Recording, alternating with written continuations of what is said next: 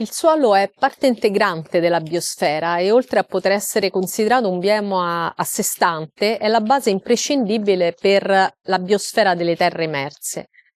Il suolo si forma attraverso un lento processo di pedogenesi e dall'interazione tra le rocce affioranti, il clima e forze esogene, oltre alla componente organica. Si tratta di un processo molto lento che può richiedere anche migliaia di anni e che si compie sotto la costante protezione di una vegetazione più o meno integra e indisturbata.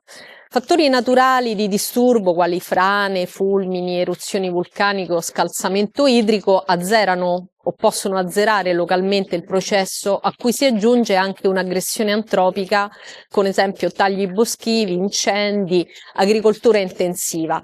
Tutto ciò riduce sempre di più l'esigua pellicola di suolo fertile, che a volte ha uno spessore anche di pochi millimetri, ma che comunque consente all'ecosistema di avere una capacità di assorbimento dell'acqua e quindi anche resilienza. La conseguente desertificazione e sterilizzazione di porzioni sempre maggiori di terre emerse non è solo un immenso danno ambientale, ma fonte di destabilizzazione e compromissione di equilibri economici e sociali che possono essere causa di carestie, epidemie e conflitti. Basti pensare che sul piano socio-economico la perdita di suolo incide sulla sicurezza alimentare, causando cali nella produzione agricola e aumentando anche il rischio di carestie importanti. Inoltre, le comunità rurali dipendenti dall'agricoltura subiscono un impatto diretto con conseguenti migrazioni forzate e perdita di reddito.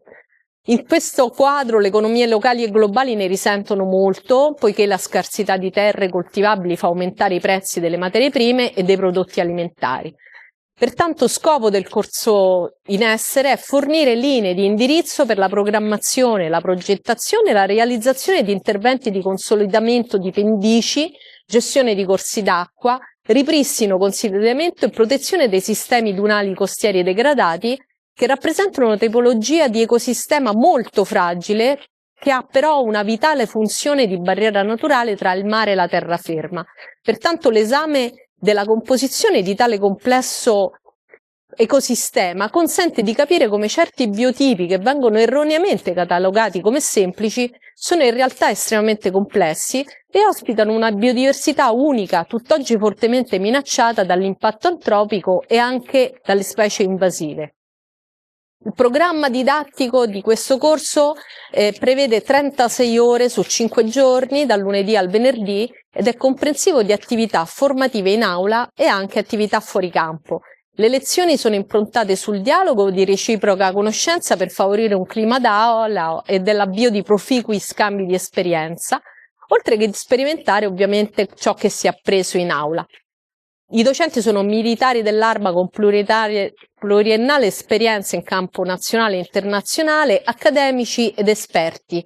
Requisiti dei frequentatori sono quelli di essere funzionari, decision maker, personale a livello strategico nella gestione ambientale.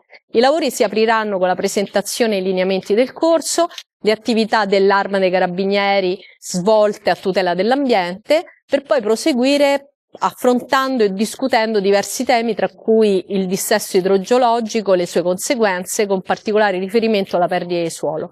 L'ingegneria naturalistica, altra cosa estremamente importante, di cui verranno definite le funzioni e le finalità, e applicata alla progettazione degli interventi con materiali da costruzione, stagionalità dei lavori, fino all'evoluzione e alle manutenzioni delle opere messe in campo.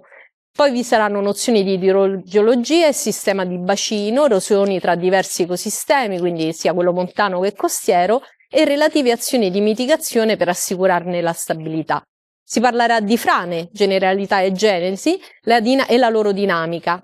In conclusione sarà previsto un momento dedicato alla restituzione di quanto appreso e la finale cerimonia con la consegna degli attestati.